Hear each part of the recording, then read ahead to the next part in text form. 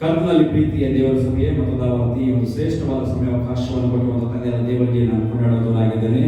ಬನ್ನಿ, ಇವತ್ತಿನ ಭಾನುವಾರದ ಆರಾಧನೆಗಾಗಿ ನಾವು ಆರಿಸಿಕೊಂಡಿರುವಂಥ ದೇವರ ವಾಕ್ಯವು ಹಳೆಯ ಒಡಂಬಡಿಕೆಯಿಂದ ಲೇಖನ ಬರೆದ ಪ್ರವಾದದಿಂದ 7ನೇ ಅಧ್ಯಾಯ ಅದರ 15ರಿಂದ 20 ವಚನಗಳು. ಅದೇ ರೀತಿಯಲ್ಲಿ ಮೊದಲು ಪೇತ್ರ ಪುಸ್ತಕ 2ನೇ ಅಧ್ಯಾಯ 17 ಮತ್ತು ಅದರಿಂದ 17ನೇ ವಚನದಿಂದ 24 ವಚನಗಳು. ಅದೇ ರೀತಿಯಲ್ಲಿ ಮಾರ್ಕನ ಬರೆದ ಸುವಾರ್ತೆ 10ನೇ ಅಧ್ಯಾಯ 46ರಿಂದ 57 ವಚನಗಳು ನಾವು ಇವತ್ತು ಧ್ಯಾನ ಮಾಡಲಿಕ್ಕಿದ್ದೇವೆ. ಬೇರೆ ಕಳೆದ ಅನೇಕ ದಿನಗಳಿಂದ ನಾವು ಶಿಲುಬೆಗೆ ಹಾಕಲ್ಪಡುವಂಥ ಯೇಸು ಕ್ರಿಸ್ತನ ಉದ್ದೇಶಗಳ ಮೇಲೆ ನಾವು ಅನೇಕ ವಿಷಯಗಳನ್ನು ಧ್ಯಾನ ಮಾಡ್ತಿದ್ದೇವೆ. ಅಷ್ಟು ಮಾತ್ರ ಕಾಲ ಶಿಲುಬೆಗೆ ಹಾಕಲ್ಪಡುವಂಥ ಯೇಸು ಕ್ರಿಸ್ತನ ಕರೆಯ ವಿಷಯದಲ್ಲಿ ಅನೇಕ ವಿಷಯಗಳು ನಾವು ಅದರ ಧ್ಯಾನಾಂಶಗಳನ್ನು ನಾವು ಧ್ಯಾನ ಮಾಡ್ತಾ ಬರ್ತಾ ಇದ್ದೇವೆ. ಅದರ ಜೊತೆಗೆ ಶಿಲುಬೆಗೆ ಹಾಕಲ್ಪಡುವಂಥ ಯೇಸು ಕ್ರಿಸ್ತನ ಒಂದು ತಿರಸ್ಕಾರ ವಿಷಯದ ಅನೇಕ ವಿಷಯಗಳನ್ನು ನಾವು ಧ್ಯಾನ ಮಾಡಿದ್ದೇವೆ. ಆದರೆ ಇವತ್ತು ನಮ್ಮ ಭಾನುವಾರ ಆರಾಧನೆಗಾಗಿ ಆರಿಸಿಕೊಂಡಿರುವಂಥ ಒಂದು ತಲೆಬರಹ ನೋಡುವಾಗ ಶಿಲುಬೆ ಎಂಬುದಾಗಿ ನಾವು ನೋಡುವಾಗ ಅದು ಒಂದು ಕೃಪೆಯ ಪ್ರಕಟಣೆ ಎಂಬುದಾಗಿ ಇವತ್ತು ನಾವು ಆ ಒಂದು ತಲೆಬರಹ ಮೇಲೆ ಧ್ಯಾನ ಮಾಡಲಿಕ್ಕಿದ್ದೇವೆ. ಬೇರೆ ಶಿಲುಬೆ ಅಂದರೆ ದೇವರ ಕೃಪೆಯ ಪ್ರಕಟಣೆ ಅಥವಾ ತಂದೆಯ ಹೃದಯ ಎಂಬುದಾಗಿ ಇವತ್ತು ಅದರ ವಿಷಯದಲ್ಲಿ ನಿಮ್ಮನ್ನು ನಾನು ವಾಕ್ಯದಲ್ಲಿ ನಡೆಸಬೇಕೆಂಬುದಾಗಿ ನಾನು ಇಷ್ಟಪಡ್ತಾ ಇದ್ದೇನೆ. ನೋಡ್ರಿ, ಈ ಪರಿಚಯ ನೋಡ್ಕೊಳ್ಳೋದಾದ್ರೆ ತಂದೆಯ ಹೃದಯ ಮತ್ತು ಶಿಲುಬೆಯ ಒಂದು ಇತಿಹಾಸ ಅಥವಾ ಕೃಪೆಯ ಅರ್ಥ ಏನೆಂಬುದಾಗಿ ನಾವು ಧ್ಯಾನ ಮಾಡೋದಾದರೆ ಗಮನಿಸಿರಿ ಪ್ರಿಯರೇ, ಭೂಮಿಯ ಮೇಲೆ ಶಿಲುಬೆ ಕಾಣಿಸಿಕೊಳ್ಳುವಂತ ಮೊದಲು ಈ ಒಂದು ವಿಷಯವು ಅದು ತಂದೆಯ ಹೃದಯದಲ್ಲಿ ಇತ್ತೆಂಬ ವಿಷಯವನ್ನು ನಾವು ಅರ್ಥಕೊಳ್ಳಬೇಕಾಗಿದೆ. ಅದನ್ನು ಸಹ ಹೇಳ್ತೀನಿ ನಾನು. ಭೂಮಿಯ ಮೇಲೆ ಶಿಲುಬೆ ಕಾಣಿಸಿಕೊಳ್ಳುವ ಮೊದಲು ಅದು ತಂದೆಯ ಹೃದಯದಲ್ಲಿ ಆಗಲೇ ಅದು ಇತ್ತು ಎಂಬ ವಿಷಯವನ್ನು ನಾವು ಅರ್ಥಕೊಳ್ಳಬೇಕು. ಯಾಕಂದರೆ ಪ್ರಕಟಣೆ ಪುಸ್ತಕ 13ನೇ ಅಧ್ಯಾಯ 8ನೇ ವಚನದಲ್ಲಿ ನಾವು ನೋಡುವಾಗ ದೇವರ ವಾಕ್ಯ ಈ ರೀತಿ ಹೇಳ್ತಾರೆ, ಜಗದುತ್ಪತ್ತಿಗೆ ಮೊದಲೇ ಕೊಯ್ಯಲ್ಪಟ್ಟ ಕುರಿಯಾದ ತನ್ನ ಬಳಿಯಲ್ಲಿ ಇರುವ ಜೀವವಾದ ಬಟ್ಟೆ. ನೋಡಿ, ಜಗದುತ್ಪತ್ತಿಗೆ ಮೊದಲೇ ಕೊಯ್ಯಲ್ಪಟ್ಟ ಕುರಿ ಯಾರು ಕಾಣ್ತಾ ಇದ್ದಾರೆ ಅಂದ್ರೆ ಜಗದುತ್ಪಾದಿಗೆ ಮುಂಚೆಯೇ ದೇವರು ಈ ಒಂದು ಪ್ರಣಾಳಿಕೆಯನ್ನು ನಮಗೋಸ್ಕರ ಸಿದ್ಧಪಡಿಸಿದ್ದಾರೆ ಎಂಬುದಾಗಿ ನಾವು ನೋಡಬಹುದು. ಇದೇ ವಾಕ್ಯವನ್ನು ಅಪೊಸ್ತಲ ಪೌಲನು ಸಹ ಪತ್ರಿಕೆಯಲ್ಲಿ ನಾವು ನೋಡಬಹುದು. 1ನೇ ಅಧ್ಯಾಯ 4ನೇ ವಚನದಲ್ಲಿ ನಾವು ನೋಡುವಾಗ ಅಲ್ಲಿಯೂ ಸಹ ಇದೇ ಒಂದು ಸತ್ಯವನ್ನು ನಮಗೆ ದೇವರ ವಾಕ್ಯವು ತಿಳಿಸಿಕೊಡುವಂತಾಗಿದೆ. ಹೇಗೆಂದರೆ ನಾವು ಪ್ರೀತಿಯಲ್ಲಿ ನಡೆದು ಆತನ ಸನ್ನಿಧಿಯಲ್ಲಿ ಪರಿಶುದ್ಧರು ದೋಷವಿಲ್ಲದವರು ಆಗಿರಬೇಕೆಂದು ನಮ್ಮನ್ನು ಜಗದುತ್ಪತ್ತಿಗೆ ಮುಂಚೆಯೇ ಕ್ರಿಸ್ತನಲ್ಲಿ ಆರಿಸಿಕೊಂಡನು. ಇದರ ಅರ್ಥ ಏನು ತಿಳಿದು ಬರ್ತಾ ಇದೆ ನಮಗೆ? ಭೂಮಿಯ ಮೇಲೆ ಶಿಲುಬೆ ಕಾಣಲಿಕ್ಕಿಂತ ಮುಂಚೆಯೇ ನನಗೋಸ್ಕರ ತನ್ನ ಹೃದಯದಲ್ಲಿ ಆಲ್ರೆಡಿ ತಂದೆಯ ಹೃದಯದಲ್ಲಿ ಈ ಕಾರ್ಯವು ಶಿಲುಬೆ ಇತ್ತು ಎಂಬುದಾಗಿ ನಾನು ಹೇಳಲಿಕ್ಕೆ ಇಷ್ಟಪಡ್ತೇನೆ. ಇದು ಮಾನವನ ಜೀವನದಲ್ಲಿ ಪಾಪದಲ್ಲಿ ಬೀಳುವುದಕ್ಕಿಂತ ಮುಂಚೆಯೇ ದೇವರ ಕೃಪೆಯನ್ನು ಆತನು ನಿರ್ಧರಿಸಿದ್ದಾನೆಂಬ ಒಂದು ಸ್ಪಷ್ಟತೆಯನ್ನು ನಮಗೆ ಇಲ್ಲಿ ಅರ್ಥ ಮಾಡಿಕೊಳ್ಳಬೇಕಾಗಿದೆ. ಬೇರೆ ಶಿಲುಬೆ ದೇವರ ಒಂದು ಪ್ರತಿಕ್ರಿಯೆ ಅಲ್ಲ, ಆದರೆ ಅದು ದೇವರ ಒಂದು ಶಾಶ್ವತವಾದ ನಿತ್ಯತ್ವದ ನಿರ್ಧಾರ ಎಂಬುದಾಗಿ ನಾನು ಹೇಳಲಿಕ್ಕೆ ಇಷ್ಟಪಡ್ತೇನೆ. ಹಾಗಾದರೆ ಶಿಲುಬೆ ಅಂದರೆ ಏನೆಂಬುದಾಗಿ ನೋಡುವಾಗ ನಾವು ನೋಡ್ರಿ, ಆ ಒಂದು ರೋಮ ಸಾಮ್ರಾಜ್ಯದ ಆಡಳಿತದಲ್ಲಿ ಆ ಒಂದು ಶಿಲುಬೆಯ ಬಗ್ಗೆ ಇರೋದಕ್ಕೆ ಅರ್ಥ ಏನೆಂಬುದಾಗಿ ನೋಡುವಾಗ ಅದು ಒಂದು ಕ್ರೂರವಾಗಿ ಶಿಕ್ಷಿಸುವಂತ ಒಂದು ಕಾರ್ಯಾಚರಣೆಯಾಗಿ ನಾವಿಲ್ಲಿ ಕಾಣಬಹುದು. ಚರಿತ್ರೆಯಲ್ಲಿ ಅದು ಒಂದು ಅವಮಾನಕರವಾದ ಸಂಗತಿ. ತಪ್ಪು ಮಾಡಿದಂಥ ವ್ಯಕ್ತಿಗಳನ್ನು ಅವಮಾನದ ರೀತಿಯಲ್ಲಿ ಅದನ್ನ ಮಾಡುವಂತ ಒಂದು ಕಾರ್ಯದಲ್ಲಿ ಒಂದು ಭಾಗವಾಗಿದ್ದು, ಅಷ್ಟ ಮಾತ್ರವಲ್ಲ, ಸಾರ್ವಜನಿಕವಾಗಿ ಅವರನ್ನು ಆ ಶಿಲುಬೆ ಮುಖಾಂತರ ತಿರಸ್ಕಾರ ಮಾಡ್ತಾ ಇದ್ದರು.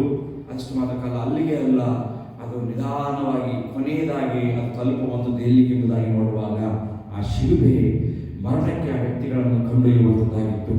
ಆದರೆ ನೋಡ್ರಿ, ಅವರು ಅಷ್ಟಕ್ಕೆ ಬಿಡ್ತಿದ್ದಿಲ್ಲ. ಅವರ ಅಪರಾಧಿಗಳನ್ನು ಬಟ್ಟೆ ತೆಗೆದು ಏನಂತ ಆ ಒಂದು ಮೊಳೆಗಳಿಂದ ಹೊಡೆದು ಜನರ ಮುಂದೆ ಹಾಕ್ತಾ ಇದ್ರು. ಭಯಂಕರವಾದ ಅವಮಾನ ರೀತಿಯಲ್ಲಿ ಆ ಶಿಲುಬೆಯ ಒಂದು ಕಾರ್ಯವು ಆಗಿನ ರೋಮ ಸಾಮ್ರಾಜ್ಯದಲ್ಲಿ ಆಗಿತ್ತು. ಬೇರೆ ಗಮನಿಸಿ, ಆದರೆ ನಮ್ಮ ಯೇಸು ಕ್ರಿಸ್ತನು ಆ ಶಿಲುಬೆಗೆ ಏರಿದಾಗ ನಾವು ಗಮನಿಸಿರಿ, ಅಲ್ಲಿ ಪರಿಪೂರ್ಣ ಹೋಗಿದೆ ಪ್ರೇರೆ. ನೋಡ್ರಿ, ಅಲ್ಲಿ ನ್ಯಾಯ ಮತ್ತು ಕರುಣೆ ಸೇರುವಂತ ಸ್ಥಳವಾಗಿ ಅದು ಮಾರ್ಪಾಟಾಯಿತು. ಅಷ್ಟು ಮಾತ್ರಕ್ಕಲ್ಲ ಪ್ರೇರೆ, ಪಾಪದ ಬೆಲೆಯನ್ನು ಕಟ್ಟುವಂತ ಒಂದು ಯಜ್ಞವೇದಿಯಾಗಿ ನಾವು ನೋಡ್ತಾ ಇದ್ದೇವೆ. ಅದೆಲ್ಲದಕ್ಕಿಂತ ಹೆಚ್ಚಾಗಿ ನಮ್ಮ ರಕ್ಷಣೆಯ ಒಂದು ಬಾಗಿಲು ಅದಾಗಿತ್ತು ಪ್ರೇರೆ. ಶಿಲುಬೆಯ ಬದಲಾವಣೆಯನ್ನು ನೋಡ್ತಾ ಇದ್ದೀವಿ. ನೋಡಿ, ಅದಕ್ಕೆ ಅಪೊಸ್ತಲ ಪೌಲನು ಕೊಲೊಸ್ಸೆಯವರ ಪತ್ರಿಕೆಯಲ್ಲಿ 2ನೇ ಅಧ್ಯಾಯದಲ್ಲಿ 14ನೇ ವಚನದಲ್ಲಿ ಈ ರೀತಿಯಾಗಿ ಹೇಳ್ತಾನೆ. ಅಪೊಸ್ತಲ ಪೌಲನು ಕೊಲೊಸ್ಸೆ 2:14-15 ಈ ರೀತಿ ಮಾತನಾಡುವಂತ ಮಾತು ನೋಡ್ರಿ. ಆತನು ನಮ್ಮ ಅಪರಾಧಗಳನ್ನೆಲ್ಲ ಕ್ಷಮಿಸಿ ನಮ್ಮ ಮೇಲೆ ದೋಷಾರೋಪಣೆ ಮಾಡಿದಂಥ ಆಜ್ಞಾರೂಪವಾಗಿದ್ದಂಥ ಪತ್ರವನ್ನು ಕೆಡಿಸಿ ಅದನ್ನು ಶಿಲುಬೆಗೆ ಚೆಳೆದು ಇಲ್ಲದಂತಾಗ ಮಾಡಿದನು. ಆತನು ದೊರೆತನಗಳನ್ನು ಅಧಿಕಾರಗಳನ್ನು ನಿರಾಯುಧನಾಗಿ ಮಾಡಿ ಜಯೋತ್ಸವ ಮಾಡುತ್ತಾನೆ ಎಂಬ ಶಿಲುಬೆಯ ಮೇಲೆ ಅವುಗಳನ್ನು ಜಯಿಸಲ್ಪಟ್ಟುಗಳನ್ನಾಗಿ ಮೆರೆಸುತ್ತಾ ತೋರಿಸಿದನು. ಇದೇನು ಅರ್ಥ ಆಗ್ತಿದೆ ಬೇರೆ? ನಾವು ಸ್ಪಷ್ಟವಾಗಿ ಅರ್ಥ ಮಾಡ್ಕೋಬೇಕು. ಈ ಶಿಲುಬೆ ಪರಿಪೂರ್ಣವಾಗಿ ಚಿತ್ರಣ ಇಲ್ಲಿ ಬದಲಾಗ್ತಾ ಇದೆ. ಅಷ್ಟೊತ್ತಿಗೆ ಗಲಾತಿ 3:33 ಸಹ ಮಾತುಗಳನ್ನು ನೋಡಬಹುದು. ಗೆಲಶಿಯನ್ಸ್ ಚಾಪ್ಟರ್ 3:13 ಅಲ್ಲಿ ಕೂಡ ವಾಕ್ಯವು ಈ ರೀತಿಯಾಗಿ ಹೇಳ್ತಾ ಇದೆ ನೋಡ್ರಿ. ಅಬ್ರಹಾಮನಿಗೆ ಉಂಟಾದ ಆಶೀರ್ವಾದವು ಅದು ಕ್ರಿಸ್ತ ಯೇಸುವಿನಲ್ಲಿ ಅನ್ಯ ಜನರಿಗೆ ಉಂಟಾಗುವಂತೆಯೂ ದೇವರು ವಾಗ್ದಾನ ಮಾಡಿದ ಆತ್ಮನು ನಮಗೆ ನಂಬಿಕೆ ಮೇಲೆ ದೊರಕುವಂತೆಯೂ ಕ್ರಿಸ್ತನು ನಮ್ಮ ನಿಮಿತ್ತ ಶಾಪವಾಗಿ ಧರ್ಮಶಾಸ್ತ್ರದಲ್ಲಿ ಹೇಳಿರುವ ಶಾಪಗಳಿಂದ ನಮ್ಮನ್ನು ಬಿಡಿಸಿದನು. ಮರಕ್ಕೆ ತೂಗ ಹಾಕಲ್ಪಟ್ಟವನು ಪ್ರತಿಯೊಬ್ಬನು ಶಾಪಗ್ರಸ್ತನು ಎಂದು ಶಾಸ್ತ್ರದಲ್ಲಿ ಬರೆದಿದೆಯಲ್ಲ. ಏನು ಅರ್ಥ ಆಗ್ತದೆ ಈ ವಾಕ್ಯದ ಮುಖಾಂತರ? ನಾವು ಅರ್ಥ ಮಾಡ್ಕೋಬೇಕಾಗಿರುವ ವಿಷಯ ಎಂಬುದಾಗಿ ನೋಡುವಾಗ ಪ್ರೇರೆ, ಇಲ್ಲಿ ಶಿಲುಬೆ ಅದಕ್ಕಿಂತ ಮುಂಚೆ ಒಂದು ಕ್ರೂರವಾದ, ಒಂದು ಅವಮಾನಕರವಾದ, ಒಂದು ತಿರಸ್ಕಾರವಾದ ಒಂದು ಮರಣದಂಡೆಯಾಗಿದ್ರೆ, ಯೇಸು ಕ್ರಿಸ್ತನ ಎಲ್ಲ ಕಾರ್ಯಗಳನ್ನು ನಿನಗೋಸ್ಕರ ನನಗೋಸ್ಕರ ಒಂದು ರಕ್ಷಣೆಯ ಪ್ರಣಾಳಿಕೆಯಾಗಿ ಅದನ್ನ ನ್ಯಾಯವು ಮತ್ತು ಕರುಣೆಯು ಸೇರುವಂತ ಸ್ಥಳವಾಗಿ ದೇವರು ಅದನ್ನು ಮಾರ್ಪಾಡು ಮಾಡಿದಂತ ಪ್ರೀತಿಯ ಕುಮಾರನಾಗಿದ್ದ ಯೇಸು ಕ್ರಿಸ್ತನ ಮುಖಾಂತರ ಪಾಪದ ಬೆಲೆಯನ್ನು ಕಟ್ಟುವಂಥ ಒಂದು ಯಜ್ಞವೇದಿಯಾಗಿ ನಿನ್ನ ನನ್ನ ರಕ್ಷಣೆಯ ಬಾಗಿಲಾಗಿ ಆ ಶಿಲುಬೆ ಬದಲಾಗಿದೆ ಬೇರೆ. ಮಾನವನು ಕೊಲ್ಲಲು ಬಳಸಿದಂಥ, ಮಾನವನನ್ನು ಸಾಯಿಸಲು ಬಳಸಿದಂಥ ಆ ಶಿಲುಬೆ ದೇವರು ನಿನ್ನನ್ನು ನನ್ನನ್ನು ಉಳಿಸಲಿಕ್ಕೆ ಬಳಸಿರುವಂಥ ಶಿಲುಬೆಯಾಗಿ ಅಲ್ಲಿ ಬದಲಾವಣೆ ಆಗ್ತಾ ಇದೆ ಪ್ರಿಯರೇ. ಹಾಗಾದರೆ ಮುಂದಕ್ಕೆ ಹೋಗುವುದಾದರೆ ಕೃಪೆ ಅಂದರೆ ಏನು? ಇಲ್ಲಿ ನಾವು ನೋಡುವಾಗ ಪ್ರಿಯರೇ, ಕೃಪೆ ಕೇವಲ ಒಂದು ಕ್ಷಮೆಯಾಗಿ ನಾವು ಕಾಣಲಿಕ್ಕೆ ಸಾಧ್ಯವಿಲ್ಲ. ಅದಕ್ಕಿಂತ ಹೆಚ್ಚಾಗಿ ನಾವು ನೋಡುವುದಾದರೆ ಪ್ರಿಯರೇ, ಅಪೊಸ್ತಲ ಪೌಲನು ಎಫೆಸೀಯರ ಪತ್ರಿಕೆಯಲ್ಲಿ 2ನೇ ಅಧ್ಯಾಯದಲ್ಲಿ ಆತನು ಹೇಳ್ತಾ ಇದ್ದಾನೆ. ಅಪೊಸ್ತಲ ಪೌಲನು ಎಫೆಸಿ 2:8 ಆತನು ಹೇಳ್ತಾ ಮಾತಿನಿಂದಾಗಿ ನೋಡುವಾಗ, ನಂಬಿಕೆಯ ಮೂಲಕ ಕೃಪೆಯಿಂದಲೇ ರಕ್ಷಣೆ ಹೊಂದಿದವರಾಗಿದ್ದೀರಿ. ಆ ರಕ್ಷಣೆ ನಿಮ್ಮಿಂದ ಉಂಟಾದದ್ದಲ್ಲ, ಅದು ದೇವರ ವರವೇ. ಅಂದರೆ ಕೃಪೆ ಅಂದರೆ ಏನೆಂಬುದಾಗಿ ನಾವು ನೋಡುವಾಗ ಅದು ರಕ್ಷಿಸುವಂತ ಕೃಪೆಯಾಗಿ ಕಾಣ್ತಾ ಇದೆ ಪ್ರಿಯರೇ. ಅಂದರೆ ಅದರ ಒಂದು ಅರ್ಥವನ್ನು ನಾವು ನೋಡುವಾಗ ನಾವು ಏನು ಪಡೆದುಕೊಳ್ಳಲಿಕ್ಕೆ ಅರ್ಹರಾಗುವುದಿಲ್ಲವೋ ಅದನ್ನ ಅರ್ಹರಾಗಿ ಮಾಡುವಂಥದ್ದೇ ದೇವರ ಕೃಪೆ ಎಂಬುದಾಗಿ ಹೇಳಲಿಕ್ಕೆ ಇಷ್ಟಪಡ್ತಾನೆ. ಅಲ್ಲಿ ಅರ್ಥ ಮಾಡ್ಕೋಬೇಕು ವಿಷಯ ಎಂಬುದಾಗಿ ನೋಡುವಾಗ, ನೀವುಗಳು ಅದು ಪಾಪ ಮಾಡಿ ಅದನ್ನ ಶಿಕ್ಷೆಗೆ ಗುರಿಯಾಗಬೇಕಾಗಿರುವಂತಹ ಸ್ಥಾನದಲ್ಲಿರುವಂತಹ ನಮ್ಮನ್ನು ಆತನು ಉಚಿತಾರ್ಥವಾಗಿ ತನ್ನ ಮಗನ ಒಂದು ರಕ್ತದಿಂದ ಅವನು ರಕ್ಷಿಸಿದ್ದಾನೆ. ಅದು ದೇವರ ಕೃಪೆಯಾಗಿ ಹೇಳಲಿಕ್ಕೆ ಇಷ್ಟಪಡ್ತಾನೆ. ಇನ್ನೂ ಹೆಚ್ಚಾಗಿ ವರ್ಷಕ್ಕೆ ನಾನು ಇಷ್ಟಪಡ್ತಾನೆ ನಾವು ಕೃಪೆ ಎಂಬುದಾಗಿ ನೋಡುವಾಗ, ರೋಮ 5:8 ನಾವು ನೋಡುವಾಗ ಇನ್ನು ವಾಕ್ಯವು ಬಹಳ ಸ್ಪಷ್ಟವಾಗಿ ಹೇಳುವಂಥದ್ದು ಎಂಬುದಾಗಿ ನೋಡುವಾಗ ಪ್ರೇರೆ, ನಾವಿನ್ನೂ ಏನು ಹೇಳ್ತದೆ, ಆದರೆ ನಾವು ಪಾಪಿಗಳಾಗಿದ್ದಾಗಲೂ ಕ್ರಿಸ್ತನು ನಮಗೋಸ್ಕರ ಪ್ರಾಣ ಕೊಟ್ಟದ್ದರಲ್ಲಿ ದೇವರು ನಮ್ಮ ಮೇಲೆ ತನಗಿರುವ ಪ್ರೀತಿಯನ್ನು ಸಿದ್ಧಾಂತ ಪಡಿಸ್ತಾ ಇದ್ದಾನೆ. ನೋಡ್ರಿ, ದೇವರ ಒಂದು ಪ್ರೀತಿ ಕೃಪೆ ಎಂಬುದಾಗಿ ನೋಡುವಾಗ ನಾವಿನ್ನೂ ಪಾಪದಲ್ಲಿರುವಾಗಲೇ ತನ್ನ ಕ್ರಿಸ್ತನನ್ನು ನಮಗೋಸ್ಕರ ಪ್ರಾಣ ಕೊಟ್ಟಿದ್ದರಲ್ಲಿ ದೇವರು ನಮ್ಮ ಮೇಲಿನ ಪ್ರೀತಿ, ಅಂದರೆ ಅರ್ಹತೆ ಇಲ್ಲದಿರುವಾಗಲೂ ಸಹ ಪ್ರೀತಿಯನ್ನು ತೋರಿಸಿರುವಂಥದ್ದೇ ದೇವರ ಕೃಪೆ ಎಂಬುದಾಗಿ ನಾನು ಹೇಳಲಿಕ್ಕೆ ಇಷ್ಟಪಡ್ತೇನೆ. ಬೇರೆ ಕೃಪೆ ಎಂದರೆ ನೀನು ಅರ್ಹಿಸಿದನ್ನು ದೇವರು ಕೊಡುವಂತ ಅರ್ಹತೆ ಇಲ್ಲದದ್ದನ್ನು ನಾವು ಅರ್ಹರಾಗದೇ ಇಲ್ಲದಿದ್ದರೂ ಸಹ ದೇವರು ಉಚಿತವಾಗಿ ಕೊಡುವುದೇ ಕೃಪೆಯಾಗಿದೆ. ಮತ್ತು ಅಷ್ಟು ಮಾತ್ರಕ್ಕಲ್ಲ, ನಾವು ಅರ್ಹಿಸಿದ ಶಿಕ್ಷೆಯನ್ನು ಸಹ ದೇವರು ನಾವು ಯಾವುದಕ್ಕೆ ವಾಟ್ ವಿ ಡಿಸರ್ವ್, ಅದಕ್ಕೆ ನಾವು ಅರ್ಹರಾಗಿದ್ದರೆ ಯಾವುದಕ್ಕೆ ಶಿಕ್ಷೆಗೆ, ಆ ಶಿಕ್ಷೆಯನ್ನು ತೆಗೆದು ಹಾಕುವಂಥದ್ದೇ ದೇವರ ಕೃಪೆ ಎಂಬುದಾಗಿ ವಾಕ್ಯದ ಮೂಲಕ ನಾನು ಹೇಳಲಿಕ್ಕೆ ಇಷ್ಟಪಡ್ತಾ ಇದ್ದೇನೆ. ಇಲ್ಲಿ ನಾವು ಮುಂದಕ್ಕೆ ಹೋಗುವಾಗ ನಾವು ಗಮನಿಸಿರಿ, ತಂದೆಯ ಹೃದಯ, ಇಲ್ಲಿ ದೇವರ ಹೃದಯ ಯಾವ ರೀತಿಯಲ್ಲ ಎಂಬುದಾಗಿ ನೋಡುವಾಗ ಬೇರೆ, ಯೋಹಾನ ಬರೆದ ಸುವಾರ್ತೆ 3ನೇ ಅಧ್ಯಾಯದಲ್ಲಿ 14ನೇ ವರ್ಷದಲ್ಲಿ ದೇವರ ವಾಕ್ಯವಾಗಿ ಹೇಳುವಂತ ಮಾತು, ದೇವರ ಲೋಕದ ಮೇಲೆ ಎಷ್ಟೋ ಪ್ರೀತಿ ಇಟ್ಟು ತನ್ನ ಒಬ್ಬನೇ ಮಗನನ್ನು ಕೊಟ್ಟನು. ಆತ ನಮಗೆ ಒಬ್ಬನಾದ ನಾಶ ಎಲ್ಲರೂ ನಿತ್ಯ ಪಡೆಯಬೇಕೆಂದು ಆತನನ್ನು ಕೊಟ್ಟನು. ದೇವರ ಲೋಕದ ಮೇಲೆ ಎಷ್ಟೋ ಪ್ರೀತಿಯನ್ನು ಇಟ್ಟು, ದೇವರ ಮನಸ್ಸು ಇಲ್ಲಿ ನಮ್ಗೆ ಅರ್ಥವಾಗ್ತಿದೆ ಬೇರೆ, ದೇವರ ಹೃದಯ ನಮ್ಗೆ ಅರ್ಥ ಆಗ್ತಿದೆಯಾ ನೋಡ್ರಿ. ಇನ್ನು ಆಳವಾಗಿ ನೋಡೋದಾದ್ರೆ ಯೆಶಾಯನ ಪ್ರವಾದನದ 53ನೇ ಅಧ್ಯಾಯದಲ್ಲಿ 10ನೇ ವರ್ಷದಲ್ಲಿ ತಂದೆಯ ಹೃದಯ ಇನ್ನೂ ನಮಗೆ ಆಳವಾಗಿ ಕಾಣುವಂತದ್ದಾಗಿದೆ. ಅವನನ್ನು ಜಜ್ಜುವುದು ಯೆಹೋವನ ಸಂಕಲ್ಪವಾಗಿತ್ತು. ಆತನು ಅವನನ್ನು ವ್ಯಾಧಿಯಿಂದ ಬಾಧಿಸಿ ಹೀಗೆಂದುಕೊಂಡನು, ಇವನು ತನ್ನ ಆತ್ಮವನ್ನು ಪ್ರಾಯಶ್ಚಿತ್ತ ಯಜ್ಞಕ್ಕಾಗಿ ಒಪ್ಪಿಸಿದ ಮೇಲೆ ತನ್ನ ಸಂತಾನವನ್ನು ನೋಡೋನು. ಚಿರಂಜೀವಿಯಾಗುವ ಸಂಕಲ್ಪ ಇವನ ಕೈಯಿಂದ ನೆರವೇರುವುದು. ತಂದೆಯ ಸಂಕಲ್ಪವು, ತಂದೆಯ ಹೃದಯವು ಏನೆಂಬುದಾಗಿ ನೋಡುವಾಗ ತನ್ನ ಪ್ರೀತಿಯ ಕುಮಾರನನ್ನು ಜಜ್ಜುವಂಥದ್ದು ಅದು ಯೆಹೋವನ ಸಂಕಲ್ಪವಾಗಿತ್ತು. ಅವನನ್ನು ವ್ಯಾಧಿಯಿಂದ ಬಾಧಿಸಿ ಶಿಲುಬೆಗೆ ಮರಣಕ್ಕೆ ಒಪ್ಪಿಸುವಂಥದ್ದು ತಂದೆಯ ಹೃದಯವಾಗಿತ್ತು. ಕಾರಣ ಆ ತಂದೆಯ ಹೃದಯದಲ್ಲಿ ಇದ್ದಿದ್ದು ನೀನು ನಾವು ಮಾಡಿದ ಪಾಪಗಳಿಗೋಸ್ಕರ ತನ್ನ ಪ್ರೀತಿಯ ಕುಮಾರನನ್ನು ಕೊಟ್ಟಿರುವಂಥ ತಂದೆಯ ಹೃದಯವನ್ನು ನಾವು ಕಾಣ್ತಾ ಇದ್ದೇವೆ. ತಂದೆ ನೋಡ್ತಿರುವಂಥ ವಿಷಯ ನೋಡುವಾಗ ತನ್ನ ಮಗನನ್ನು ಹೊಡಿತಾ ಇದ್ದಾರೆ, ನಗೆ ಹಾಕ್ತಾ ಇದ್ದಾರೆ, ಹೀಯಾಡಿಸ್ತಾ ಇದ್ದಾರೆ, ಶಿಲುಬೆಗೆ ಹಾಕ್ತಾ ಇದ್ದಾರೆ, ಜಜ್ಜಲ್ಪಡ್ತಾ ಇದ್ದಾನೆ, ತಲೆಗೆ ಮುಳ್ಳುಕಿರೀಟಿಡ್ತಾ ಇದ್ದಾರೆ, ಪಕ್ಕೆಯಲ್ಲಿ ತಿವಿತವನ್ನು ಎಲ್ಲವನ್ನು ನೋಡ್ತಾ ಇದ್ದಾರೆ. ಎಲ್ಲ ಆದರೂ ಸಹ ತಂದೆಯು ಅಲ್ಲಿ ನಿಲ್ಲಿಸಲಿಲ್ಲ ತನ್ನ ಮಗನ ಶಿಕ್ಷೆಯನ್ನು. ಕಾರಣ ಯಾಕೆ ಗೊತ್ತಾ ಬೇರೆ, ಆತನು ಅಲ್ಲಿ ಇಟ್ಕೊಂಡಿರುವಂಥದ್ದು ತನ್ನ ಹೃದಯದಲ್ಲಿ ದಿನನು ನನ್ನನ್ನು, ಅದನ್ನು ನೋಡ್ತಿರುವಂಥದ್ದು ಅಲ್ಲಿ ದಿನನು ನನ್ನನ್ನು. ಅದಕ್ಕೋಸ್ಕರ ತನ್ನ ಮಗನ ಮೇಲೆ ಬಂದಿರುವಂಥ ಶಿಕ್ಷೆಯನ್ನು ಅವನು ತಪ್ಪಿಸಲಿಲ್ಲ. ನೋಡ್ರಿ, ನಮ್ಮನ್ನು ರಕ್ಷಿಸಲು ತಂದೆಯು ತನ್ನ ಮಗನನ್ನೇ ಒಪ್ಪಿಸಿಕೊಟ್ಟಿದ್ದಾನೆ, ತನ್ನ ಒಬ್ಬನೇ ಮಗನನ್ನು ಒಪ್ಪಿಸಿಕೊಟ್ಟಿದ್ದಾನೆ ಎಂಬುದಾಗಿ ನೋಡ್ತಿದ್ದೇವೆ. ಹಾಗಾದರೆ ಇವತ್ತು ನಮ್ಮ ಜೀವನದಲ್ಲಿ ಇನ್ನೂ ದೇವರಿಂದ ನಾವು ಓಡುವಂಥ ವ್ಯಕ್ತಿಗಳಾಗಿದ್ದೇವಾ? ದೇವರ ಇಷ್ಟೆಲ್ಲ ದೇವರ ಹೃದಯಯುಕ್ತ ನಮಗೆ ಸ್ಪಷ್ಟವಾಗಿ ನಮಗೆ ಮಾತನಾಡ್ತಿರುವಾಗ ಇನ್ನೂ ನಾವು ದೇವರಿಂದ ಓಡುವಂಥ ವ್ಯಕ್ತಿಗಳಾಗಿದ್ದೇವಾ? ಪ್ರಿಯರೇ, ನಮ್ಮನ್ನು ಪರೀಕ್ಷೆ ಮಾಡಿಕೊಳ್ಳೋಣ. ನಮ್ಮ ನೋವನ್ನು ನಾವು ಮರೆ ಮಾಡ್ತಾ ಇದ್ದೀವಾ? ನಾವು ಮರೆ ಮಾಡುವಂಥ ಅವಶ್ಯಕತೆ ಇಲ್ಲ. ಯಾಕಂದರೆ ಈ ಶಿಲುಬೆ ನನಗಾಗಿ ನಿನಗಾಗಿ ನಿಂತಿರುವಂಥ ಶಿಲುಬೆ ಆಗಿದೆ ಬೇರೆ. ಹಾಗಾದರೆ ನಮ್ಮ ನೋವನ್ನು ಮರೆ ಮಾಡುವಂಥ ಅವಶ್ಯಕತೆ ಇಲ್ಲ, ದೇವರಿಂದ ಓಡಿ ಹೋಗುವಂಥ ಅವಶ್ಯಕತೆ ಇಲ್ಲ. ಆತನ ಕಡೆಗೆ ಬರುವುದಾದರೆ ದೇವರು ಸಮಸ್ತವರಿಗೆ ಬೇಕಾಗಿರೋದನ್ನು ಒದಗಿಸಿಕೊಳ್ಳುವಂಥ ದೇವರಾಗಿದ್ದಾನೆ ಎಂಬುದಾಗಿ ಹೇಳಲಿಕ್ಕೆ ಇಷ್ಟಪಡ್ತೇನೆ. ನೋಡ್ರಿ, ನಾವು ಮುಂದಕ್ಕೆ ಪ್ರಮುಖವಾದ ಅಂಶಕ್ಕೆ ನಾವು ಪ್ರಮುಖವಾದ ವಾಕ್ಯ ಧ್ಯಾನಕ್ಕೆ ನಾವು ಹೋಗ್ತಿರುವಾಗ ಇವತ್ತಿನ ವಾಕ್ಯ ಧ್ಯಾನ ಮೀಕನ ಬರೆದ ಪ್ರವಾದನ ಗ್ರಂಥ 7ನೇ ಅಧ್ಯಾಯ 18-19 ವರ್ಷಗಳು ನೋಡುವಾಗ, ಮೀಕ 7ನೇ ಅಧ್ಯಾಯ 18-19 ವರ್ಷಗಳು ನೋಡುವಾಗ ಬೇರೆ, ನಿನಗೆ ಯಾವ ದೇವರು ಸಮಾನ? ನೀನು ನಿನ್ನ ಸ್ವಾಸ್ಥ್ಯದವರಲ್ಲಿ ಉಳಿದವರ ಅಪರಾಧವನ್ನು ಕ್ಷಮಿಸುವವನು, ಅವರ ದ್ರೋಹವನ್ನು ಲಕ್ಷಿಸಿದವನು ಆಗಿದ್ದೇ. ಹೌದು, ನಮ್ಮ ದೇವರು ನಿತ್ಯವೂ ಕೋಪಿಸುವನಲ್ಲ, ಕರುಣೆಯೇ ಆತನಿಗೆ ಇಷ್ಟ. ಪ್ರಿಯರಲ್ಲಿ, ಮೊದಲನೇ ವಿಷಯ ನೋಡುವಾಗ ದೇವರ ನೋಡ್ರಿ ದಯೆ ಏನೆಂಬುದಾಗಿ ನೋಡುವಾಗ, ಕೃಪೆ ಏನೆಂಬುದಾಗಿ ನೋಡುವಾಗ, ಸಂಪೂರ್ಣವಾಗಿ ಕ್ಷಮಿಸುವಂತ ಕೃಪೆ. ನಾನು ಇವತ್ತು ಹೇಳ್ತಿರುವಂತ ಅಂಶವು ಶಿಲುಬೆ ಎಂಬುದಾಗಿ ನೋಡುವಾಗ ಕೃಪೆಯ ಪ್ರಕಟಣೆ, ಕೃಪೆ ಯಾವ ರೀತಿಯಲ್ಲಿ ಇದೆ ಎಂಬುದರ ವಿಷಯದಲ್ಲಿ ನಾವು ಧ್ಯಾನ ಮಾಡ್ತಿದ್ದೇವೆ. ಇಲ್ಲಿ ನೋಡ್ರಿ, ಮೊದಲನೇ ವಿಷಯ ಅದು ಸಂಪೂರ್ಣವಾಗಿ ಎಷ್ಟೇ ದೊಡ್ಡ ಪಾಪಿಯಾಗಿದ್ದರೂ ಅದು ಕ್ಷಮಿಸುವಂತ ಕೃಪೆ ಯಾವುದೆಂಬುದಾಗಿ ನೋಡುವಾಗ ಪ್ರಿಯರೇ, ಇಲ್ಲಿ ನಾವು ನೋಡ್ತಾ ಇದ್ದೇವೆ, ನಿನ್ನಂತ ದೇವರು ಯಾರಿದ್ದಾರೆ? ನಿನ್ನ ರೀತಿಯಲ್ಲಿ ಪಾಪ ಕ್ಷಮಾಪಣೆ ಮಾಡೋದು ಯಾರು? ನೋಡ್ರಿ, ಮೀಕನು ಅತಿ ಸಂತೋಷದಿಂದ ಉತ್ಸಾಹದಿಂದ ಆಶ್ಚರ್ಯಚಕಿತನಾಗಿ ಹೇಳುವ ಮಾತಾಗಿ ಇಲ್ಲಿ ಕಾಣ್ತಾ ಇದೆ. ಯಾಕೆ ನೋಡ್ರಿ, ನಿನಗೆ ಯಾವ ದೇವರು ಸಮಾನ?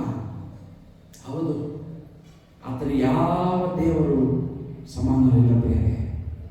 ನಮ್ಮ ದೇವರು ಶಿಕ್ಷಿಸುವಂತ ದೇವರಲ್ಲ, ನಮ್ಮ ದೇವರು ರಕ್ಷಿಸುವಂತ ದೇವರಾಗಿದ್ದಾನೆ, ನಮ್ಮ ದೇವರು ಕೃಪೆಯನ್ನು ತೋರಿಸುವಂತ ದೇವರಾಗಿದ್ದಾನೆ. ನೋಡ್ರಿ, ನೀನು ನಿನ್ನ ಶ್ವಾಸದವರು ಉಳಿದ ಅಪರಾಧವನ್ನು ಕ್ಷಮಿಸುವವನು, ಅವರ ದ್ರೋಹವನ್ನು ಲಕ್ಷಿಸದವನು ಆಗಿದ್ದೆ. ಹೌದು, ನಮ್ಮ ದೇವರು ನಿತ್ಯವೂ ಕೋಪಿಸುವವನಲ್ಲ, ಕರುಣೆಯೇ ಆತನಿಗೆ ಇಷ್ಟ. ಆತನಿಗೆ ಇಷ್ಟವಾಗಿದ್ದು ಯಾವುದು ಗೊತ್ತಾ?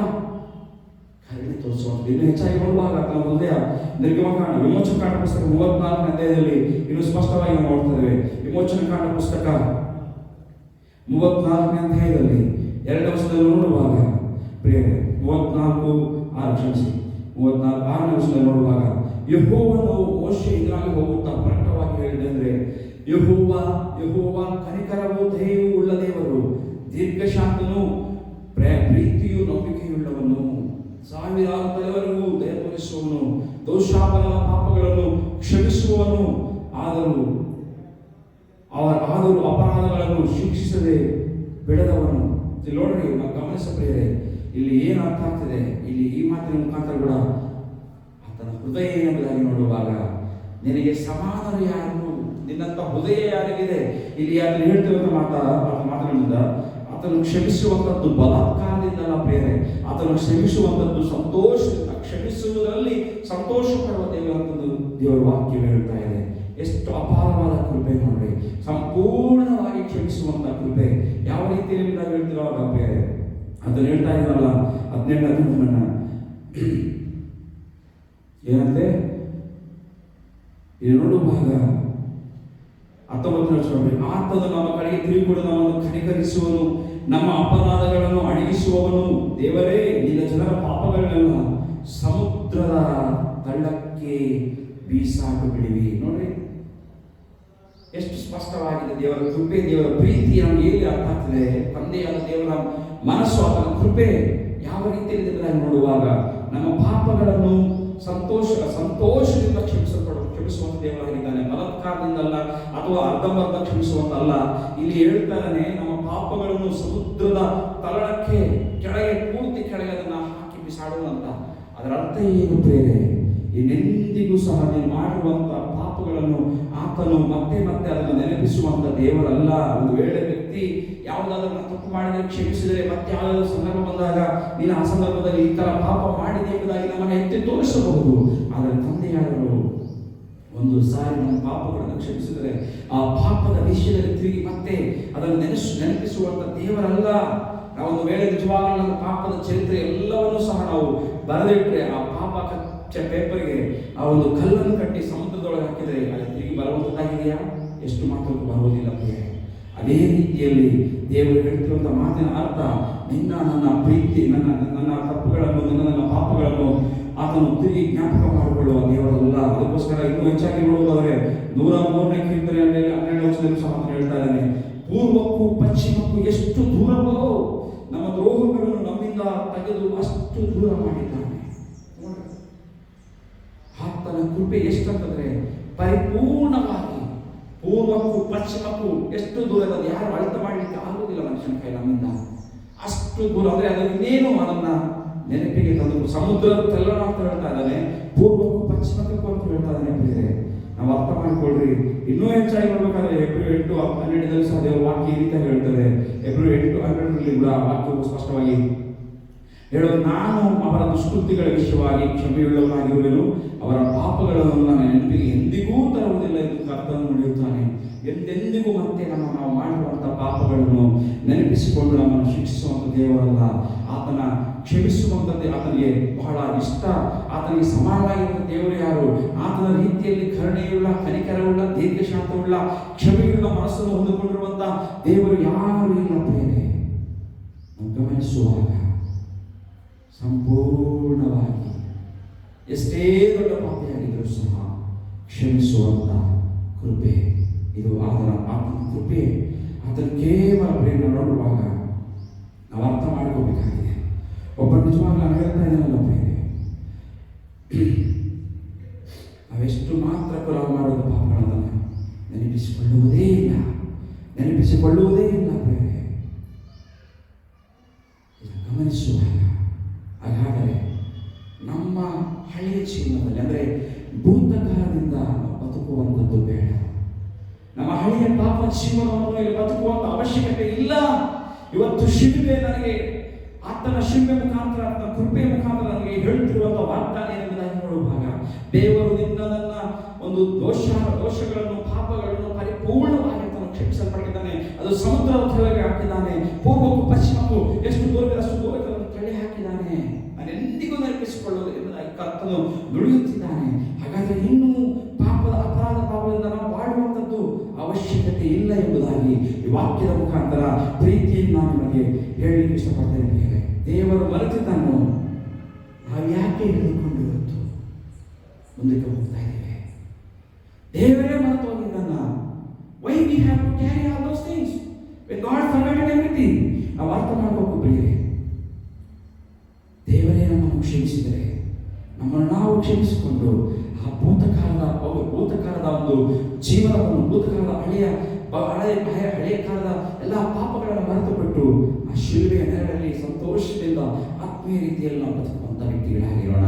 ಎರಡನೇದಾಗಿ ನೋಡುವಾಗ ಬೆಲೆ ಕಟ್ಟಿರುವಂಥ ಪ್ರೀತಿ, ನನಗೋಸ್ಕರ ಆ ಬೆಲೆ ಆತನು ಸುಮ್ಮನೆ ನಮ್ಮನ್ನು ಕ್ಷಮಿಸಿಲ್ಲ ಪ್ರಿಯರೇ, ಸುಮ್ಮನೆ ಆ ಒಂದು ನಮ್ಮ ಅಪರಾಧಗಳು ಕ್ಷಮಿಸಲ್ಪಟ್ಟಿಲ್ಲ.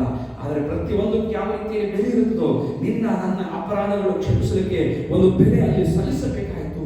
ಆ ಬೆಲೆ ಏನೆಂಬುದಾಗಿ ನೋಡುವಾಗ ಯೇಸು ಕ್ರಿಸ್ತನ ರಕ್ತವಾಗಿದೆ ಎಂಬುದಾಗಿ ನೋಡ್ತಾ ಇದ್ದೇವೆ, ಯೇಸು ಕ್ರಿಸ್ತನ ದೇಹವಾಗಿದೆ ಎಂಬುದಾಗಿ ನಾವು ಹೇಳ್ತಾ ಇದ್ದೇವೆ ಪ್ರಿಯರೇ.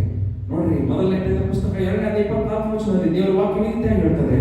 ಫಸ್ಟ್ ಪೀಟರ್ 2:24 ನೋಡುವಾಗ, ನಾವು ಪಾಪದ ಪಾಲಿಗೆ ಸತ್ತು ನೀತಿವಂತರಾಗಿ ಜೀವಿಸುವಂತೆ ಆತನು ನಮ್ಮ ಪಾಪಗಳನ್ನು ತಾನೇ,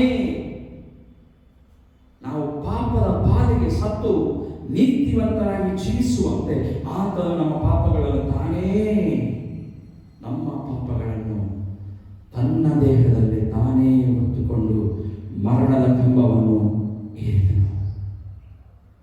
ಏನು ಅರ್ಥ ಆಗ್ತಿದೆ ಪ್ರಿಯರೇ? He paid everything. He paid fully. ಆತನು ನಮಗೋಸ್ಕರ ಬೆಲೆಯನ್ನು ಕಟ್ಟಿದ್ದಾನೆ. ನೋಡ್ರಿ, ಯೆಶಾಯನ ಪ್ರವಾದನೆಯಿಂದ 53ನೇ ಅಧ್ಯಾಯ 5ನೇ ವಚನದಲ್ಲಿ ನೋಡುವಾಗ 53:5 ಅಲ್ಲಿ ನಮ್ಮ ದೇವರ ವಾಕ್ಯ ರೀತಿ ಹೇಳ್ತದೆ, ನಮ್ಮ ದ್ರೋಹಗಳ ದೆಸೆಯಿಂದ ಅವನಿಗೆ ಗಾಯವಾಯಿತು, ನಮ್ಮ ಅಪರಾಧಗಳ ನಿಮಿತ್ತ ಅವನು ಚಚ್ಚಲ್ಪಟ್ಟನು, ನಮಗೆ ಸುಕ್ಷೇಮವನ್ನು ಉಂಟು ಮಾಡುವ ದಂಡನೆಯನ್ನು ಅವನು ಅನುಭವಿಸಿದನು. ನಮಗೆ ಏನು ಅರ್ಥ ಆಗ್ತಾ ಇದೆ? ನಾವು ಅರ್ಥ ಮಾಡ್ಕೋಬೇಕಾಗಿರುವಂಥ ವಿಷಯ, ನೀನು ನಾನು ಅನುಭವಿಸಬೇಕಾಗಿರುವಂಥ ಕಾರ್ಯವನ್ನು ಆತನು ಮಾಡಿ ಮುಗಿಸಿದಾನೆ ಎಂಬುದಾಗಿ ನಾವು ಸ್ಪಷ್ಟವಾಗಿ ಅರ್ಥ ಮಾಡ್ಕೊಂಡಿದ್ದೇವೆ. ನಾವು ಆತನಲ್ಲಿ ದೇವರಿಗೆ ಸಮರ್ಪಕವಾದ ನೀತಿ ಸ್ವರೂಪಗಳಾಗುವಂತೆ ದೇವರು ಪಾಪ ಜ್ಞಾನವಿಲ್ಲದ ಆತನನ್ನು ನಮಗೋಸ್ಕರ ಪಾಪ ಸ್ವರೂಪಿಯಾಗಿ ಮಾಡಿದ ಎಂಬುದಾಗಿ 2 ಕೊರಿಂಥಿ 5:21 ದೇವರ ವಾಕ್ಯ ಹೇಳ್ತಾ ಇದ್ದಾನೆ. ಇದರರ್ಥ ನಿನಗೋಸ್ಕರ ನನಗೋಸ್ಕರ ಆತನು ಬೆಲೆಯನ್ನು ಸಲ್ಲಿಸಿದ್ದಾನೆ. ತನ್ನ ರಕ್ತದ ಮೂಲಕ, ತನ್ನ ದೇಹದ ಮೂಲಕ, ತನ್ನ ಎಲ್ಲ ಪರಿಸ್ಥಿತಿಗಳನ್ನು ಹಾದು ಹೋಗಿ ಅದನ್ನು ಚಚ್ಚಲ್ಪಟ್ಟವನಾಗಿ, ವ್ಯಾಧಿಯುಳ್ಳವನಾಗಿ ಎಲ್ಲವನ್ನು ಸಹಿಸಿಕೊಂಡು, ಎಲ್ಲವನ್ನು ಎಲ್ಲವನ್ನು ತನ್ನ ದೇಹದ ಮೇಲೆ ತೆಗೆದುಕೊಂಡು, ಅರ್ಥ ಏನೋ ಗೊತ್ತಾ? ಆ ಬೆಲೆ ನಾನು ನೀವುಗಳು ಕಟ್ಟಬೇಕಾಗಿತ್ತು. ಆದರೆ ನನ್ನ ಸ್ಥಾನದಲ್ಲಿ, ನಮ್ಮೆಲ್ಲರ ಸ್ಥಾನದಲ್ಲಿ ನಿಂತುಕೊಂಡಿದ್ದು ನಮ್ಮ ಯೇಸು ಕ್ರಿಸ್ತನು. ಇದು ಕೃಪೆ, ಬೆಲೆ ಕಟ್ಟಿರುವಂತ ಕೃಪೆ. ನಿನಗೋಸ್ಕರ ನನಗೋಸ್ಕರ ನಮ್ಮ ಸ್ಥಾನದಲ್ಲಿ ಶಿಕ್ಷೆಯನ್ನು ಅನುಭವಿಸಿರುವಂತ ಕೃಪೆ. ಆತನ ಪ್ರಾಣವನ್ನೇ ದಾರಿಯಾಗಿದೆ. ಅರ್ಥ ಆಗ್ತಿದೆಯಾ ಬೇರೆ?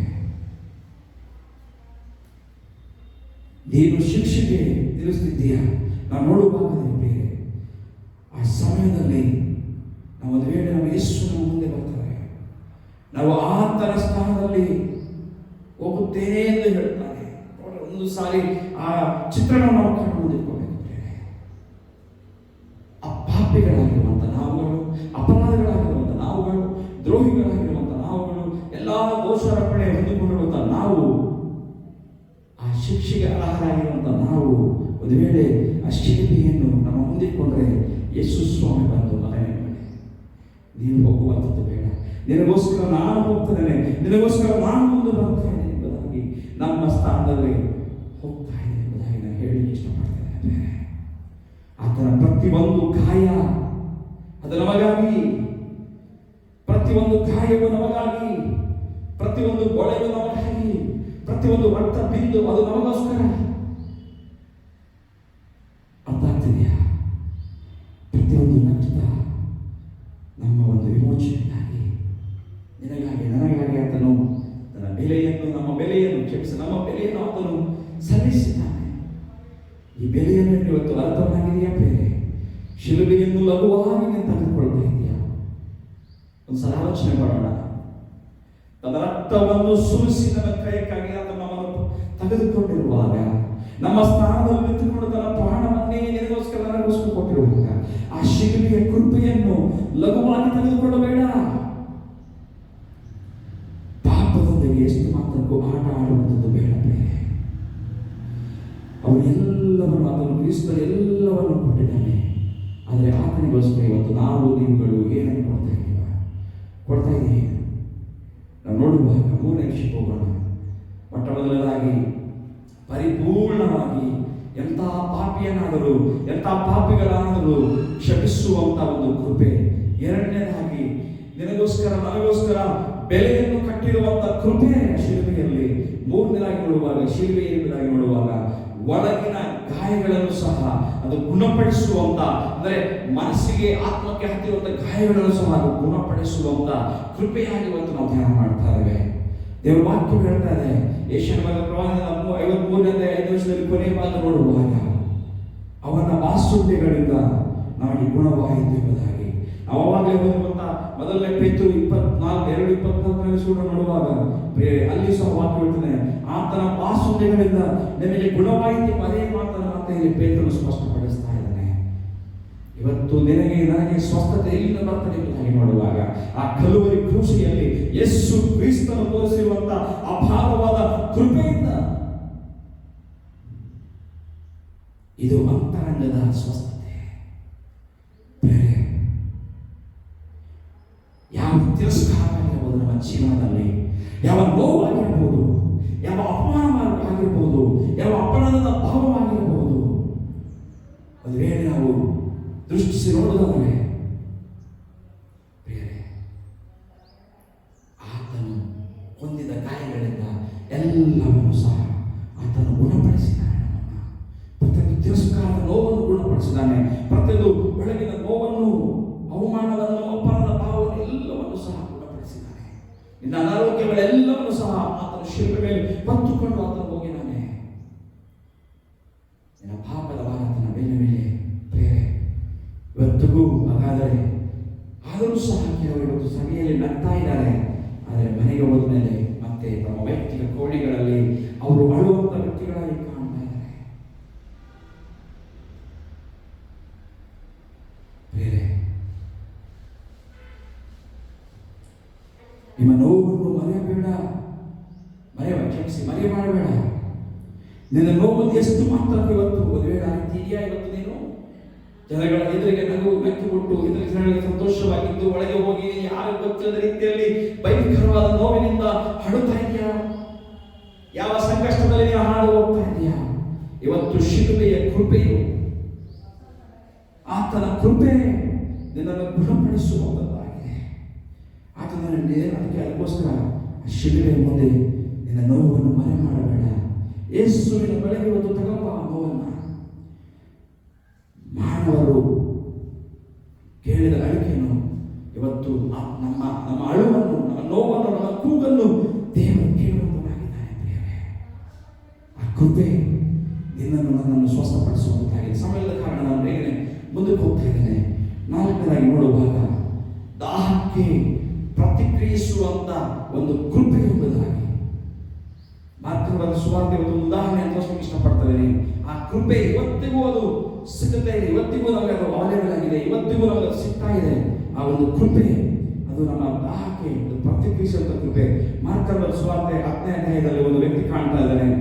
ಮಾರ್ಕನ ಸುವಾರ್ತೆ 10ನೇ ಅಧ್ಯಾಯದಲ್ಲಿ ಒಂದು ಬರ್ತಮೆ ಎಂಬ ಒಂದು ಕುರುಡನು ನಮಗೆ ಇಲ್ಲಿ ಕಾಣ್ತಾ ಇದೆ. 46ನೇ ವಚನದಿಂದ ನೋಡುವಾಗ ಅಲ್ಲಿ ಆಮೇಲೆ ಅವರು ಯೆರಿಕೋವಿಗೆ ಬಂದರು. ಆತನು ಆತನ ಶಿಷ್ಯರು ಬಹುಜನರ ಗುಂಪು ಆ ಊರಿನಿಂದ ಹೊರಟು ಹೋಗುತ್ತಿರುವ ತೀಮಾಯನ ಮಗನಾದ ಬಾರ್ತಮೆಯನು ದಾರಿಯ ಮಕ್ಕಳಲ್ಲಿ ಕೂತಿದ್ದನು. ಅವನು ಕುರುಡು ಭಿಕ್ಷುಕನು, ಈ ಮಾರ್ಗವಾಗಿ ಹೋಗುವನು ನಜರೇತಿನ ಯೇಸುವೆಂದು ಅವನು ಕೇಳಿ, ದಾವೀದನ ಕುಮಾರನೇ ಯೇಸುವೇ, ನನ್ನನ್ನು ಕರುಣಿಸು ಎಂದು ಕೂಗಿಕೊಳ್ಳುವುದಕ್ಕೆ ಪ್ರಾರಂಭಿಸಿದ. ಅನೇಕರು ಸುಮ್ಮನಿರು ಎಂದು ಅವನನ್ನು ಕದರಿಸಲು ಅವನು, ದಾವೀದನ ಕುಮಾರನೇ, ನನ್ನನ್ನು ಕರುಣಿಸು ಎಂದು ಮತ್ತಷ್ಟು ಕೂಗಿಕೊಂಡನು. ಆಗ ಯೇಸು ನಿಂತು ಅವನನ್ನು ಕರೆಯಿರಿ ಅನ್ನಲು ಅವರು ಆ ಕುರುಡನ್ನು ಕರೆದು, ಧೈರ್ಯವಿರಲಿ, ಏಳು, ನಿನ್ನನ್ನು ಕರೆಯುತ್ತೇನೆ ಅಂದರು. ಕರೆಯುತ್ತಾನೆ ಎಂದರು. ಅವನು ತನ್ನ ಹೊದಿಕೆಯನ್ನು ತೆಗೆದಾಗಿ ತಟ್ಟನೆ ಎದ್ದು ಯೇಸುವಿನ ಬಳಿಗೆ ಬಂದನು. ಯೇಸು ಅವನನ್ನು ಅವನನ್ನು ನಾನು ನಿನಗೆ ಏನು ಮಾಡಬೇಕೆಂದು ಕೋರುತ್ತಿ ಎಂದು ಕೇಳಲು ಆ ಕುರುಡನು ನನಗೆ ಕಂಡು ಬರುವಂತೆ ಮಾಡಬೇಕು. ಗುರುವೇ ಅವನು ಯೇಸು ಅವನಿಗೆ ಹೋಗು, ನಿನ್ನ ನಂಬಿಕೆಯೇ ನಿನ್ನ ಸ್ವಸ್ಥ ಮಾಡಿಯದೆ ಎಂದು ಹೇಳಿದನು. ಕೂಡಲೇ ಅವನಿಗೆ ಕಂಡು ಬಂದವು. ಅವನ ದಾರಿಯಲ್ಲಿ ಆತನ ಹಿಂದೆ ಹೋದನು. ಇಲ್ಲಿ ಕೃಪೆ ಏನೆಂಬುದಾಗಿ ನೋಡುವಾಗ ನಮ್ಮ ದಾಹಕ್ಕೆ, ನಮ್ಮ ಯಾವುದೇ ಪರಿಸ್ಥಿತಿ ಆಗಿರ್ಬೋದು, ನಾವು ದಾಹವುಳ್ಳವರಾಗಿರುವುದಾದರೆ, ದಾಹವುಳ್ಳವರಾಗಿ ನಾವು ಕೂಗುವಂತ ವ್ಯಕ್ತಿಗಳಾಗಿದ್ದರೆ ಆತನು ಪ್ರತಿಕ್ರಿಯಿಸುವಂತ ಕೃಪೆ, ನಮ್ಮ ದಾಹಕ್ಕೆ ಪ್ರತಿಕ್ರಿಯಿಸುವಂತ ಕೃಪೆ. ಇಲ್ಲಿ ಬರ್ತುಮೆ ಎಂಬ ಅಂದನ್ನು ಒಂದು ಕುರುಡನಲ್ಲಿ ನಾವು ಕಾಣ್ತಾ ಇದ್ದೇವೆ. ಅವನಿಗೆ ಏನೂ ಇಲ್ಲವೆಂಬುದಾಗಿ ದೇವರು ವಾಕ್ಯ ಹೇಳ್ತಾ ಇದ್ದಾರೆ. ಆದರೆ ಒಂದು ಇತ್ತು, ಅದು ವಿಶ್ವಾಸದಿಂದ ಕೂಗುವಂಥದ್ದು. ವಿಶ್ವಾಸದಿಂದ ಕೂಗ್ತಾ ಇದ್ದಾನೆ, ದಾವೀದನ ಮಗನೇ ಕರುಣೆ ತೋರಿಸು, ದಾವೀದನ ಕುಮಾರನೇ ಕರುಣೆ ತೋರಿಸು ಎಂಬುದಾಗಿ. ಅಲ್ಲಿ ನೋಡುವಾಗ ಜನರು ನಿಲ್ಲಿಸು ಸುಮ್ಮನೆರು, ಆದರೂ ಸಹ ಇವರು ವಾಕ್ಯ ಹೇಳ್ತಾನೆ ಅವನು ಇನ್ನಷ್ಟು ಕೂಗಿದೆ ಎಂಬುದಾಗಿ. ಪ್ರಿಯರೇ, ಇಲ್ಲಿ ನಾವು ಗಮನಿಸುವಾಗ ನಿಜವಾದ ವಿಶ್ವಾಸ ಅದು ಮೌನವಾಗಿರುವಂಥದ್ದಲ್ಲ. ಪ್ರಿಯರೇ, ಅದು ನಿಜವಾದ ವಿಶ್ವಾಸ ಮೌನವಾಗಿರುವಂಥದ್ದಲ್ಲ. 52 ವರ್ಷದಲ್ಲಿ ನೋಡ್ತಾ ಇದ್ದೇವೆ, ನಿನ್ನ ವಿಶ್ವಾಸ, ನಿನ್ನ ನಂಬಿಕೆಯೇ ನಿನ್ನನ್ನು ಸ್ವಸ್ಥ ಮಾಡಿಯದೇ ಎಂದು ಹೇಳಿದನು. ಕೂಡಲೇ ಅವನಿಗೆ ಕಣ್ಣು ಬಂದವು. ಆ ದಾರಿಯಲ್ಲಿ ಆತನು ಹಿಂದೆ ಹೋದನೆಂಬುದಾಗಿ ನನ್ನ ವಿಶ್ವಾಸ. ಇಲ್ಲಿ ನೋಡ್ರಿ, ಇವತ್ತು ನಮ್ಮ ಜೀವನದಲ್ಲಿ ಪ್ರಿಯರೇ, ಹಾಗಾದರೆ ನಾನು ನೀವುಗಳು ಇವತ್ತು ದೇವರನ್ನು ಒಂದು ಬರ್ತಮೀನ ರೀತಿಯಲ್ಲಿ ಇವತ್ತು ಹುಡುಕ್ತಾ ಇದ್ದೀವಾ ಅಥವಾ ಮೌನವಾಗಿದ್ದೇವೆ? ಇವತ್ತು ಕೃಪೆ ಇವತ್ತಿಗೂ ಸಹ ಅದು ಉಚಿತವಾಗಿದೆ, ಇವತ್ತಿಗೂ ಸಹ ಉಚಿತವಾಗಿದೆ. ಆದರೆ ನಾವು ಮಾಡಬೇಕಾಗಿರುವಂಥದ್ದು ಅದು ದಾಹದಿಂದ ಪಡೆಯಬೇಕಾಗಿದೆ. ನಿಜವಾಗಲೂ if you have zeal, if you have desire from the depth of your heart, definitely God will respond. ಆತನು ಪ್ರತಿಕ್ರಿಯಿಸುವಂತ ದೇವರಾಗಿದ್ದಾನೆ. ಆತನ ಕೃಪೆ ಏನೆಂಬುದಾಗಿ ನೋಡುವಾಗ ನನ್ನ ದಾಹಕ್ಕೆ ಪ್ರತಿಕ್ರಿಯಿಸುವಂತ ಕೃಪೆ ಎಂಬುದಾಗಿ ನಾವು ಇವತ್ತು ಹೇಳಲಿಕ್ಕೆ ಇಷ್ಟಪಡ್ತೇನೆ. ಒಂದು ಕುರುಡನಿಗೆ ಪ್ರತಿಕ್ರಿಯಿಸಿ ಆತನನ್ನು ಗುಣಪಡಿಸಿರುವಂಥ, ಸ್ವಸ್ಥ ಮಾಡಿರುವಂಥ ಕೃಪೆ ಇವತ್ತು ನಿನ್ನ ಜೀವನದಲ್ಲಿ, ನನ್ನ ಜೀವನದಲ್ಲಿ ಇವತ್ತಿಗೂ ಸಹ ಆ ಕೃಪೆ ಇವತ್ತಿಗೂ ನಮಗೆ ಅದು ಲಭ್ಯವಿದೆ ಪ್ರಿಯರೇ, ಇವತ್ತಿಗೂ ಲಭ್ಯವಿದೆ. ಹಾಗಾದರೆ ಒಂದು ಸಾರಿ ನಾವು ಕೊನೆಯದಾಗಿ ಆ ಶಿಲುಬೆಯ ಚಿತ್ರಗಳನ್ನು ನಮ್ಮ ಮುಂದೆ ಇಟ್ಟುಕೊಳ್ಳೋದಾದರೆ, ಲೂಕನ ಬರೆದ ಸುವಾರ್ತೆ 23ನೇ ಅಧ್ಯಾಯ 34 ನೋಡುವಾಗ, ತಂದೆಯೇ ಇವರನ್ನು ಕ್ಷಮಿಸು. ರಕ್ತವು ಹರಿಯುವಂಥದ್ದಾಗಿದೆ, ಉಸಿರು ಕಡಿಮೆ ಆಗ್ತಾ ಇದೆ, ಆದರೂ ಸಹ ಹೇಳ್ತಾ ಇದ್ದಾನೆ ಕ್ಷಮಿಸು ಎಂಬುದಾಗಿ. ನೀನು ಆತನನ್ನು ನೋಯಿಸಿದವರಾಗಿದ್ದೇವೆ, ನಾನು ನೀವುಗಳು ಆತನನ್ನು ನೋಯಿಸುವಂಥ ವ್ಯಕ್ತಿಗಳಿದ್ದಾರೆ. ಆದರೆ ಆತನು ನಮ್ಮನ್ನು ಪ್ರೀತಿಸುವಂಥ ದೇವರಾಗಿ ಕಾಣ್ತಾ ಇದ್ದಾನೆ. ಹಾಗಾದರೆ ಕೃಪೆ ಇವತ್ತು ನಮಗೆ ಸ್ಪಷ್ಟವಾಗಿ ಅದು ಅರ್ಥ ಮಾಡಿಕೊಳ್ಳುವಂಥ ವ್ಯಕ್ತಿಗಳಾಗಿರಬೇಕು ಪ್ರಿಯರೇ. ಅದನ್ನು ನಮ್ಮನ್ನು ಪರಿಪೂರ್ಣವಾಗಿ ಎಷ್ಟೇ ಪಾಪಿಗಳಾಗಿದ್ದರು, ಎಷ್ಟೇ ಪಾಪಿಯ ಜೀವನಾಗಿದ್ದರು, ಅದು ಕ್ಷಮಿಸುವಂಥ ಕೃಪೆ, ನನಗೋಸ್ಕರ ಬೆಲೆಯನ್ನು ಕಟ್ಟಿರುವಂಥ ಕೃಪೆ, ನನ್ನದು ಅಂತರಾಳದಿಂದ ಸಹ ಆತ್ಮ ರೀತಿಯಲ್ಲಿ ನೋವು ಪಡ್ತಿದೆ, ಅದು ಗುಣಪಡಿಸುವಂಥ ಕೃಪೆ. ದಾಹದಿಂದ ನೀರುವುದಾದರೆ ಅದು ನನ್ನ ದಾಹಕ್ಕೆ, ನಿನ್ನ ದಾಹಕ್ಕೆ ಪ್ರತಿಕ್ರಿಯಿಸುವಂಥ ಕೃಪೆ ಇವತ್ತು ದೇವರು ಕರೀತದೆ. ಒಂದು ವೇಳೆ ನಾವು ಪಾಪದ ಜೀವನದಲ್ಲಿ ಇದ್ದೀವಾ, ಹಾಗಾದರೆ ಆತನ ಶಿಲುಬೆಗೆ ಹತ್ರ ಬರೋಣ. ಗಾಯಗೊಂಡವ ಆತನ ವೇಳೆ ಅಂತರಾಳದಿಂದ ನೀನು ಗಾಯಗೊಂಡಿದ್ದರೂ ಸಹ ಆತನ ಹತ್ರ ಬರೋಣ. ನಾವು ಇವು ನಿಜವಾಗಲೂ ಆತ್ಮೀಯ ಜೀವನದಲ್ಲಿ ಇವತ್ತು ದೂರವಾಗಿದೆಯಾ, ಆದರೂ ಸಹ ಆತನ ಶಿಲುಬೆ ಹತ್ರ ಬರೋಣ. ಇವತ್ತು ಕೃಪೆ ಇಂದಿಗೂ ಸಹ ಅದು ಲಭ್ಯವಿದೆ ಪ್ರಿಯರೇ. ಈ ದಿನ ನಮ್ಮ ಬಂಧನಗಳು ಅದು ಯಾವುದೇ ಇರಲಿ, ಅದು ಮುರಿಯಲ್ಪಡಲಿ ಯೇಸು ನಾಮದಲ್ಲಿ, ಗಾಯಗಳು ಗುಣವಾಗಲ್ಪಡಲಿ. ಕೃಪೆ ನಮ್ಮ ಜೀವನವನ್ನು ಬದಲಿಸುವಂಥದ್ದಾಗಿದೆ ಪ್ರಿಯರೇ. ನಮ್ಮ ಕರ್ತನ ನಮಗೆ ಮುಂದಕ್ಕೆ ಹೇಳಿಕೊಳ್ಳೋಣ, ಅದೇ ಪ್ರಭುವೇ, ನಮ್ಮ ಪಾಪಗಳನ್ನು ಕ್ಷಮಿಸಪ್ಪ, ನಮ್ಮ ನೋವನ್ನು ಗುಣಪಡಿಸಪ್ಪ, ನಮ್ಮ ಜೀವನವನ್ನು ಬದಲಿಸಪ್ಪ, ನಿನ್ನ ಕೃಪೆಯನ್ನು ನಾವು ಸ್ವೀಕಾರ ಮಾಡ್ತೇವೆ ಎಂಬುದಾಗಿ ಹೇಳೋಣ. ನಿಜವಾಗೂ ನಾವು ಕ್ಷಮಿಸಲ್ಪಟ್ಟಿದ್ದೇವೆ ಪ್ರಿಯರೇ, ನಾವು ಸ್ವಸ್ಥತೆ ಹೊಂದಿಕೊಂಡಿದ್ದೇವೆ, ನಾವು ಹೊಸ ಜೀವನವನ್ನು ಪಡೆಯುವಂಥ ವ್ಯಕ್ತಿಗಳಾಗಿದ್ದೇವೆ. ಹಾಗಾದರೆ ನಿಜವಾಗಲೂ ಒಂದು ವೇಳೆ ಮತ್ತೊಂದು ಅವರು ಹೇಳ್ತಿದ್ದೇನೆ, ಇವತ್ತಿಗೂ ಆ ಕೃಪೆ ನಮ್ಮ ಜೀವನದಲ್ಲಿ ಲಭ್ಯವಿದೆ. ಆ ಕೃಪೆಯನ್ನು ನಾವು ಪಡೆದುಕೊಂಡು ಸ್ವಸ್ಥ ಪಡೆದುಕೊಂಡು ಮುಂದಕ್ಕೆ ನಾವು ಆತ್ಮೀಯ ರೀತಿಯಲ್ಲಿ ಎಲ್ಲ ವಿಷಯದಲ್ಲಿ ಆತನಿಗೆ ಮೆಚ್ಚುಗೆಯಾದ ಜೀವನವನ್ನು ನಾವು ಜೀವಿಸಲಿಕ್ಕೆ ಹೋಗೋಣ ಪ್ರಿಯರೇ. ಆತನ ಕೃಪೆಯನ್ನು ನಾವು ಅರ್ಥ ಮಾಡಿಕೊಳ್ಳೋಣ. ಶಿಲುಬೆ ಎಂಬುದಾಗಿ ನೋಡುವಾಗ ದೇವರ ಕೃಪೆಯ ಪ್ರಕಟಣೆ ಒಂದು ಅರ್ಥವನ್ನು, ಒಂದು ಗೂಢಾರ್ಥವನ್ನು, ಒಂದು ಅಂತರಾಳವನ್ನು ಇವತ್ತು ನಾವು ಅರಿತವರಾಗಿ ನಾವು ಮುಂದಕ್ಕೆ ಹೋಗೋಣ. ದೇವರು ನಮ್ಮನ್ನು ಆಶೀರ್ವಾದ ಮಾಡಲಿ.